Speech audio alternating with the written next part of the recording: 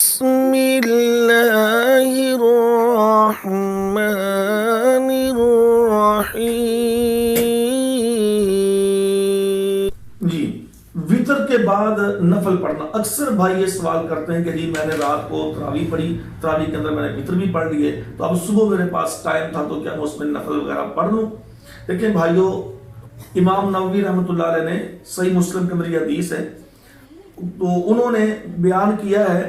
کہ رسول اللہ صلی اللہ علیہ وسلم نے، ام سلمہ رضی اللہ عنہ کی بھی یہ حدیث ہے، اور بلکہ یہ حدیث جامع ترمذی کے اندر، ابن ماجہ میں، مسند احمد میں اور بہقی میں اور دارقطنی میں یہ روایت موجود ہے۔ ام سلمہ رضی اللہ تعالیٰ نے اس کو بیان کرنے والی ہیں کہ رسول اللہ صلی اللہ علیہ وسلم نے وطر کے بعد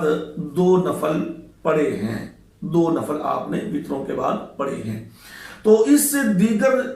صحابہ اکرام اور امہات المومنین وہ اس سے یہی لیتے ہیں کہ وطروں کے بعد نفل پڑھے جا سکتے ہیں، لیکن امام نووی کی بات کر رہا تھا کہ امام نووی رحمۃ اللہ علیہ فرماتے ہیں کہ اس کو معمول نہیں بنانا چاہیے، معمول کہ بندہ اب روزانہ ہی وہ یہ کام کرے کہ وطر کے بعد وہ 2 نفل پڑھے یا